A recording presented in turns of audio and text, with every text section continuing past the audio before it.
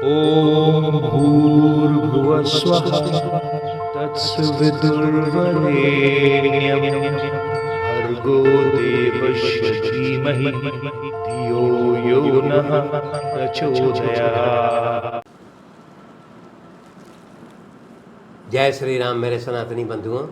आइए इस सनातन रूपी वृक्ष के जड़ों को संचित करें और इसे पुष्पित और पल्लवित करें और इसे इतना विराट और शक्तिशाली बना दें कि हमारे आने वाले वंशज अपने पूर्वजों पर गर्व कर सकें तथा विधर्मियों से अपनी रक्षा भी कर सकें। ये विधर्मी शक्तियाँ हजारों वर्ष से हमारी सभ्यता और संस्कृति को नष्ट करने का अथक प्रयास कर रहा है। पिछले अंक में हम लोगों ने अध्ययन किया कि जब लक्ष्मण मूर्छा से सचेत होते हैं तब वो श्री रामचंद्र जी से कहते हैं कि आप अपना वचन निभाइए और रावण का वध कीजिए और विभीषण को लंका का राज्य सौंपिए। इसके आलोक में श्री राम जो है वो रावण के साथ युद्ध करने के लिए आगे बढ़ते हैं। यहाँ पर अगस्त्य मुनि का प्रवेश होता है। अगस्त्य मुनि श्री रामचंद्र जी को कहते हैं कि वे गोपनीय सनातन स्तोत्र के माध्यम से सूर्य की पूजा करें। इस गोपनीय स्तोत्र का नाम है आदित्य हृदय। इसके माध्यम से रामचंद्र जी जो है वो सूर्य की उपासना 3 बार करते हैं। उससे उनका हृदय बहुत प्रसन्न हो जाता है और उसके पश्चात वो युद्ध के लिए आगे बढ़ते हैं। युद्ध के लिए आगे बढ़ते हैं और इधर रावण भी अपने सारथी को युद्ध भूमि की ओर ले जाने के लिए कहता है, परंतु रावण के समक्ष जो है बहुत सारी अशुभ अमंगलकारी जो है अपशकुन होता है जो रावण के पराजय को दर्शाता है, तथा श्री रामचंद्र जी के समक्ष बहुत सारी शुभ शकुन होता है जो श्री राम के विजयी होने की संभावना को दर्शाता है। इस प्रकार दोनों राम और रावण जो है युद्ध करने के लिए आमने सामने उपस्थित हो जाते हैं। इस अंक में हम लोग युद्ध कांड के 107 और 108वें सर्ग के बारे में अध्ययन करेंगे। जब राम और रावण का भयंकर युद्ध जो है प्रारंभ हो जाता है और ये भयंकर युद्ध इतना होता है कि समस्त लोकों में जो है वो इसकी भयंकरता को महसूस किया जाने लगता है। पूरी सृष्टि जो है वो इस युद्ध को देखने के लिए उत्सुकता भरी नज़रों से इसको देखती है। यहाँ पर चूँकि जैसा पूर्व में हम लोगों ने अध्ययन किया कि जो अशुभ अपशकुन जो हुए थे और उसके कारण रावण को यह ज्ञात हो गया था कि उसका पराजय निश्चित है और उसकी मृत्यु निश्चित है, इसलिए वह पूरी शक्ति से अपना युद्ध कर रहा था। उसी प्रकार रामचंद्र जी को के समक्ष जो शुभ शकुन हुए थे उसके कारण श्री राम को भी यह आभास था कि अंतिम विजय उनकी होनी है, इसलिए वो भी पूरी शक्ति से युद्ध कर रहे थे। सर्वप्रथम जो है रावण जो है वो एक वान चलाता है। वान चला करके और राम के रथ के ध्वज को काटने का प्रयास करता है। जो इंद्र का रथ है उस रथ के ध्वज को काटने का प्रयास करता है, परंतु वह जो है इसका इंद्र के रथ का ध्वज जिस पर श्री रामचंद्र जी सवार थे वह कटता नहीं है और रावण का वो जो वान है वो व्यर्थ चला जाता है। तब इसके पश्चात जो है रावण अपने वानों से श्री राम के रथ के घोड़ों को घायल करना चाहता है, परंतु उस इंद्र के रथ के घोड़े जो है वो रावण के वानों से विचलित नहीं होते हैं, उनको कोई हानि नहीं पहुंचती है। तब इसके पश्चात वो बहुत सारे अन्य शस्त्रों के द्वारा वो श्री राम पर आक्रमण करने लगता है, जैसे गदा, चक्र, परिध, मूसल, पर्वत, शिखर, वृक्ष, शूल, फरसा और अन्य शस्त्रों से वो श्री रामचंद्र जी पर आक्रमण करता है। तब रामचंद्र जी जो है वो हंसते हुए फिर रावण के ऊपर बहुत सारे हजारों बाणों से उस पर आघात करते हैं।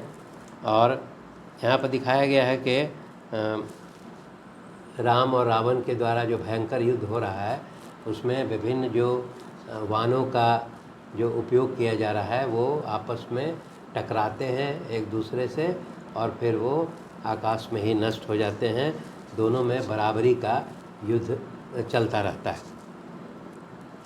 इसके पश्चात राम ने जो है वो रावण के रथ के घोड़े को घायल कर देते हैं और उसके पश्चात फिर वो दोनों राम और रावण जो है दोनों एक दूसरे को घायल करते हैं।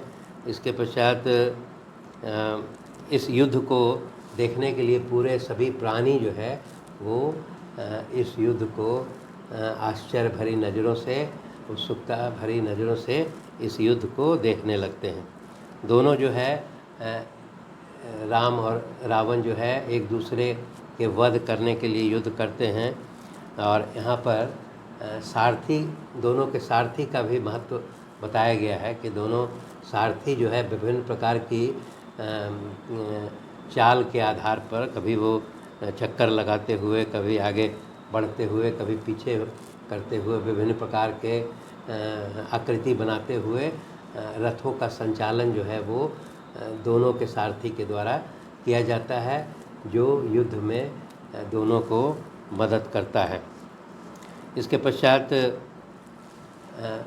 यहाँ पर राम जो है वो रावण को पीड़ित करते हैं अपने वानों से और उसी प्रकार रावण जो है वो राम को भी वानों से पीड़ित करता है। दोनों युद्ध में बराबरी के स्थान पर हैं और दोनों आमने सामने हो जाते हैं। तब इसके पश्चात जो है श्री राम अपने धनुष से 4 वान से प्रहार करते हैं, जिससे कि रावण के उस रथ के चारों घोड़े जो है वो उन पर आघात करते हैं और वो घोड़ा जो है वो पीछे हट जाता है। इसके कारण जो है वो फिर रावण जो है क्रोधित होता है और रावण वो अपने वानों से श्री रामचंद्र जी का जो सारथी जिसका नाम मातली है उस पर आघात करते हैं। और उस पर जब आघात करते हैं तो मातली के शरीर पर तो कोई नुकसान नहीं होता है, परंतु श्री रामचंद्र जी मातली पर आक्रमण होने के कारण बहुत क्रोधित हो जाते हैं और क्रोधित होने के पश्चात वो श्री रामचंद्र जी है वो सैकड़ों और हजारों वानों से रावण पर आक्रमण करते हैं। इस प्रकार दोनों में भयंकर युद्ध होने लगता है। गदा, मूसल और परिध इत्यादि जो है इसके संचालन से पूरे वायुमंडल में जो है वो इसकी ध्वनि जो है गुंजित होने लगती है। इस युद्ध को देख करके सभी देवता, गंधर्व, ऋषि, महर्षि, किन्नर एवं बड़े नाग वगैरह ये भी बहुत चिंतित होते हैं और वो श्री रामचंद्र जी के विजय की कामना करते हैं। तब इसके पश्चात जो है यहाँ पर रामचंद्र जी जो है अपना एक सर्प के समान वान को निकाल करके अपने धनुष पर संधान करते हैं और उससे रावण पर आक्रमण करते हैं, जिसके कारण रावण का एक सर जो है जो कुंडलों से युक्त है उस सुंदर मस्तक को श्री रामचंद्र जी अपने वानों से काट देते हैं। परंतु श्री रामचंद्र जी देखते हैं कि रावण का वह मस्तक कट जाने के पश्चात फिर उसी स्थान पर एक दूसरा मस्तक जो है वो उग जाता है और वो फिर उस मस्तक को भी काटते हैं। इस प्रकार यहाँ पर बताया गया है कि श्री रामचंद्र अपने सैकड़ों वानों से रावण के सैकड़ों मस्तक को सैकड़ों बार मस्तक को काटते हैं, परंतु वो मस्तक जो है वो पुनः वहाँ पर जीवित हो जाता है, नया मस्तक वहाँ पर उग जाता है। तब जो है श्री रामचंद्र जी यहाँ पर चिंतित होते हैं। वो ये सोचते हैं कि मेरे वे वान जिससे मैंने मारीच का वध किया, खर एवं दूसर को का वध किया, उसी प्रकार क्रौंच वन में विराध का वध किया, उसी प्रकार दंडकारण्य में कबंध को जिन वानों से मैंने मौत के घाट उतारा, फिर साल वृक्ष और पर्वतों को विदीर्ण करके फिर बाली का प्राण हरण किया, इसके पश्चात समुद्र को भी क्षुब्ध कर दिया। परंतु इतने विजय होने के पश्चात वो यह आश्चर्य करते हैं कि इन वानों से वो रावण का वध क्यों नहीं कर पा रहे हैं। इसको लेकर श्री रामचंद्र जी आश्चर्यचकित होते हैं और उसके कारण के बारे में सोचने लगते हैं। तब उसके पश्चात वो पुनः रावण के छाती पर बहुत सारे वानों से आक्रमण करते हैं और रावण भी जो है वो बहुत कुपित होकर के गदा और मूसल से श्री रामचंद्र जी पर आक्रमण करता है। ये युद्ध इतना भयंकर था कि ये कभी भूमि पर इसका लड़ा जा रहा था, कभी वायु में ये दोनों के बीच में युद्ध होता था और कभी पर्वतों पर इतना भयंकर युद्ध था।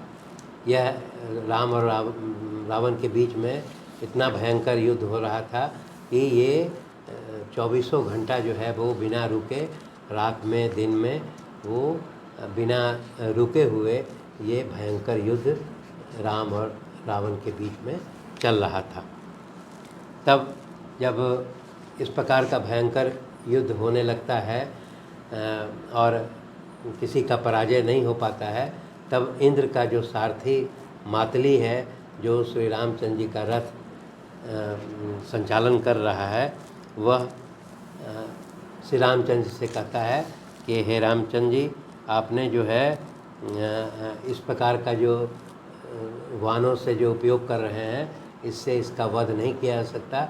इसलिए वो कहता है कि आप जो ब्रह्मा जी का जो अस्त्र आपके पास है उसका प्रयोग कीजिए, क्योंकि देवताओं ने जो है इस राक्षस के वध का समय निश्चित कर दिया है और वो समय आ चुका है। ये वो मातली बताता है कि ये वही तेजस्वी वान है जिसका निर्माण ब्रह्मा जी ने किया था, वो इंद्र के लिए किया था और बाद में फिर उस ब्रह्मास्त्र को ब्रह्मा जी ने इंद्र को सौंप दिया था और वही जो है वो इंद्र के द्वारा श्री रामचंद्र जी को भेजा गया था। तो वही उसी वान से मातली कहता है कि आप रावण का वध कीजिए। इससे ये वान इसके बारे में बताया गया है कि इस वान में वायु के समान इसका वेग था और उसका जो तीव्रता थी, आधार था, वो अग्नि और सूर्य के समान था और इसका आकार में वो आकाश के समान था तथा भारीपन में यह मेरु और मंदराचल पर्वत के समान भारी था। ये इतना तेजस्वी था कि इसमें सूर्य के समान ज्योति निकलती रहती थी, सुवर्ण से भूषित था, धूम्रयुक्त अग्नि के समान भयंकर, विषधर सर्प के समान विषैला और शीघ्रता पूर्वक लक्ष्य का भेदन करने वाला ये ब्रह्मास्त्र था।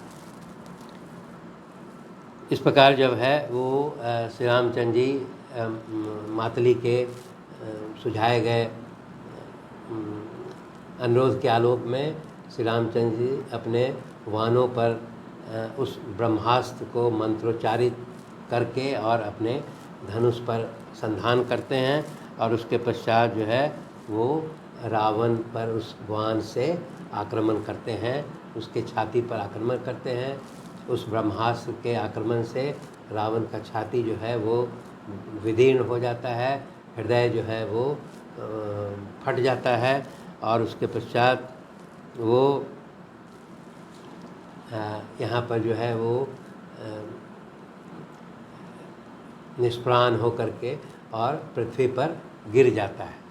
यहाँ पर ये बताया गया है कि ब्रह्मास्त्र जो है वो रावण का वध करके अपना कार्य करके पुनः जो है वो श्री रामचंद्र जी के टर्कस में वापस लौट आता है। इस प्रकार इस ब्रह्मास्त्र से रावण का वध हो जाने के पश्चात उसके जितने जो शेष राक्षस सैनिक थे वे सभी भयभीत होकर के वापस लंका लौट जाते हैं। और उसके पश्चात फिर श्री रामचंद्र जी के द्वारा रावण का वध हो जाने से सभी देवता वगैरह जो है प्रसन्न होकर के और वहाँ पर स्वर्गलोक में दुदुम्भी बजने लगता है और वायु सुगंधित वायु जो है वो प्रवाहित होने लगती है और वहाँ अंतरिक्ष से वो श्री रामचंद्र जी के रथ पर फूलों की वर्षा होने लगती है। इस प्रकार उस राक्षस के वध के कारण सभी देवताओं और महर्षियों में प्रसन्नता व्याप्त हो जाती है। और उसके पश्चात जितने भी श्री रामचंद्र जी के सेनापति थे सुग्रीव, विभीषण, अंगद, लक्ष्मण और ये सभी जो है श्री रामचंद्र जी को बहुत बहुत बधाई देते हैं। धन्यवाद।